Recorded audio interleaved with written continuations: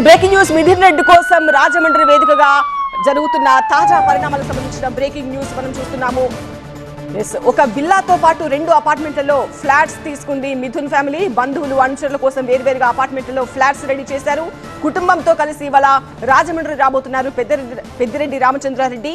ఏవి అప్పారావు రోడ్లో పెద్దిరెడ్డి కుటుంబం కోసం విల్లా తీసుకున్నారు అనుచరులు. ఇక్కడి నుంచి మిథున్ రెడ్డికి ఇంటి భోజనం పంపించేందుకు ఏర్పాట్లు చేశారు. చంద్రబాబు అరెస్టు సమయంలో నారా లోకేష్ క్యాంప్ ఆఫీస్ నిర్వహించిన ప్రాంతంలోనే పెద్దిరెడ్డి ఫ్యామిలీ కూడా క్యాంపు రాజకీయం చేయబోతోంది. జైన్ రోడ్ లో ఒక అపార్ట్మెంట్, మరో చోట 2 ఫ్లాట్స్ తీసుకున్నారు మిథున్ అనుచరులు.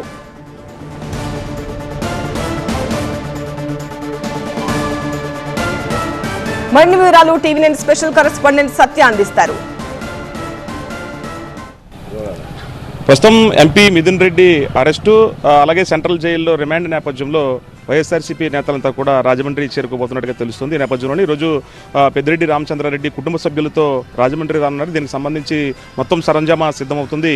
మొత్తం ఏదైతే గతంలో ఇప్పుడు చంద్రబాబు నాయుడు అరెస్ట్ అయిన నేపథ్యంలో ఎలాగైతే క్యాంపు కార్యాలయం నిర్మించారో నారా లోకేష్, అదేవిధంగా కూడా వైసీపీ శ్రేణులు కూడా పెద్ద ఎత్తున దాదాపు రాజమండ్రిలో 3 చోట్ల ఈ 2 అపార్ట్మెంట్లతో పాటు ఒక ఇండివిజువల్ విల్లా కూడా తీసుకున్నటువంటి పరిస్థితి. ఎందుకంటే మిథున్ రెడ్డికి సంబంధించిన ఆహారాన్ని వండే విధంగా కూడా కుటుంబ సభ్యులు ఇక్కడ మన వెనకాల కనిపిస్తున్నటువంటి బిల్డింగ్ ఏదైందో అక్కడ మొత్తం ఈ ఏర్పాట్లు కూడా జరుగుతున్నటువంటి పరిస్థితి. మొత్తం పెద్దిరెడ్డి రామచంద్రారెడ్డి ఈ మధ్యాహ్నం తర్వాత రాజమండ్రి చేరుకోబోతున్నారు. ఈ వసతులకు సంబంధించి ఏదైతే మిథున్ రెడ్డి వసతులకు సంబంధించి అక్కడ లోపల వెస్ట్రన్ కమేడ్తో కూడినటువంటి సెపరేట్ రూమ్ ఒకటి ఇవ్వాలంటూ ఆదేశాల నేపథ్యంలో, అలాగే లోపల ఇనుప మంచము, పరుపు, కుర్చీ, పెన్నులతో కూడినటువంటి పేపర్లు కూడా కొన్ని ఇవ్వాలి.